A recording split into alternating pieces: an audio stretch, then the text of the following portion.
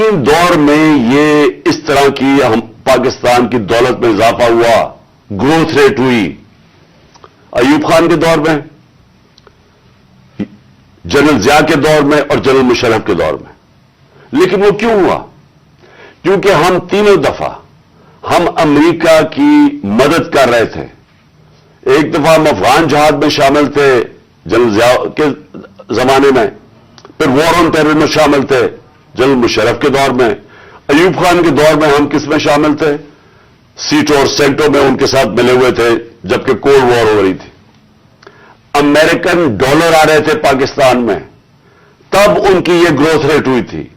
ہم، اور مجھے فخر ہے اس چیز کا کہ اس کے باوجود کہ ہمارے پاس کوئی امریکن ڈالرز نہیں آ رہے تھے، ہم نے اپنی اکانومی کو اٹھایا، اور یہ جو 17 سال کے بعد بہترین ہماری اکانومی اٹھ رہی تھی۔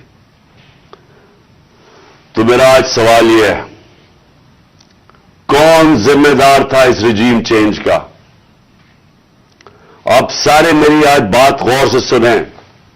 جب آپ کی معیشت بڑھ رہی تھی، کیا وجہ تھی کہ اس گورنمنٹ کو گرا کے اور ان چوروں کے ٹولوں کے اوپر بٹھایا گیا؟ کون اس کا ذمہ دار تھا؟ کون جواب دے گا کہ آج وہ اکانومی جو ہماری اوپر جا رہی تھی، اس کی جگہ آج پاکستان کے وہ حالات ہیں جو باہر کی دنیا کہہ رہی ہے؟ بھولیں جو پاکستان کے اندر لوگ کیا کہہ رہے ہیں۔ جو باہر کی دنیا وہ کہہ رہی ہے کہ پاکستان کو اگر قرضے دیں گے تو وہ قرضے واپس کرنے کا جو ڈیفالٹ ریٹ ہے وہ 100% ہے۔ جب ہم تھے اقتدار میں تو 5% تھا، تو آج 100% کا مطلب کہ اگر آپ پاکستان کو قرضہ دیں گے تو 100% چانس ہے کہ پاکستان قرضہ واپس نہیں کر سکتا۔ اس کا مطلب کہ باہر سے نہ کوئی انویسٹمنٹ پاکستان میں آئے گی۔ ابھی 1 سال کے اندر، چند مہینوں بلکہ 10 مہینوں کے اندر آدھی ہو گئی ہے باہر سے انویسٹمنٹ، پچھلے سال اور اب کے مقابلے میں آدھی ہو گئی ہے۔ تو باہر سے انویسٹمنٹ بند ہوگی، اس کا مطلب باہر سے ڈالرز آنے بند ہو گئے انویسٹمنٹ میں۔ ریمیٹنسز جو بیرون ملک پاکستانیوں کی ہم نے مدد کی تھی، انہوں نے ہمارے میں اعتماد شو کیا تھا، ہم نے ان کو انسینٹوز دیے تھے۔ پاکستان کی تاریخ کی سب سے زیادہ بیرون ملک پاکستانیاں ڈالرز بھیج رہے تھے۔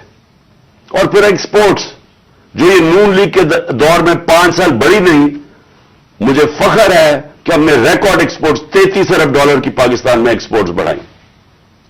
اور پھر ہم نے ٹیکس کلیکشن، جو میں ابھی کہہ رہا ہوں کہ آمدنی ہوگی تو لوگوں پہ پیسہ خرچ کیا جائے گا۔ تو ہماری 6100 ارب روپے کی ہمارے زمانے میں ٹیکس کلیکشن تھی۔ آج یہ سب کچھ نیچے جا رہا ہے، انڈسٹری بند ہو رہی ہے، بے روزگاری بڑھ رہی ہے۔ ہمارے زمانے میں، اور زمانے کی بات کرو 7-8 مہینے پہلے، فیصلہ آباد کے اندر ٹیکسٹائل کا مزدور نہیں ملتا تھا، باہر سے لانا پڑتے تھے۔ ریکارڈ ٹیکسٹائل انڈسٹری کی سیل تھی۔ تو آج بے روزگاری بڑھ رہی ہے، 50 سال کے بعد سب سے زیادہ مہنگائی ہے۔ آج ہمارے ملک کا یہ حال ہے کہ نہ باہر سے کسی کو اعتماد ہے اس حکومت کے اوپر، اور 88% پاکستان کے جو انویسٹر ہیں، جو بزنس مین ہیں، انہوں نے کہا کہ ہمیں اس حکومت پہ اعتماد نہیں ہے۔ تو میرا سوال میں 2 سوال ہیں آج۔ پہلا تو سوال یہ ہے کہ جب باہر سے پیسہ ہی نہیں آ رہا اور ہم نے اپنے قرضے کی قسطیں واپس کرنی ہے ڈالرز میں، ہم نے جو بجلی کے کانٹریکٹ سائن کیے ہوئے ہیں وہ ڈالرز میں کیے ہوئے ہیں، جو کیپیسٹی پیمنٹ ہے چاہے بجلی استعمال کریں یا نہ کریں، یہ جو پچھلی حکومت نے سائن کیا ہے وہ ڈالرز میں کیے ہوئے ہیں، ڈالرز میں پیسے دینے ہیں۔ تو جب ڈالرز آ ہی نہیں رہے پاکستان میں اور کم ہو گئے آنا، قرضے ہمارے بڑھتے جا رہے ہیں، تو آگے پاکستان کیسے آگے چلے گا؟ ایک ہی امید لگائی ہوئی ہے انہوں نے کہ کسی نہ کسی طرح جا کے چائنا کے پیر پکڑے یا ہم IMF کے پڑے کہ ہمیں وہ پیسے دے دیں۔ لیکن وہ تو کینسر کا علاج ڈسپلن سے ہے، وہ تو تھوڑی دیر آرام آئے گا، پھر قرضے تو بڑھتے جا رہے ہیں۔ طریقہ صرف ایک تھا جو ہم نے کوشش کی کہ ملک کی دولت میں اضافہ ہو۔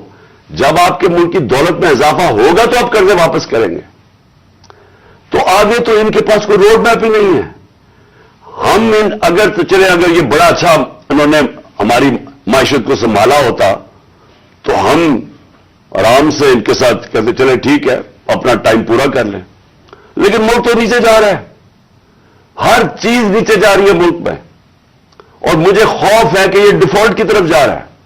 یعنی ابھی بھی ہم ہماری ایلسیز پیمنٹ نہیں کر رہے ہیں, ابھی بھی ہم پیسے جو باہر کے ہمارے جو اپنے لائبلٹیز ہیں ابھی تک ہم اب وہ بھی پیسے نہیں دے رہے.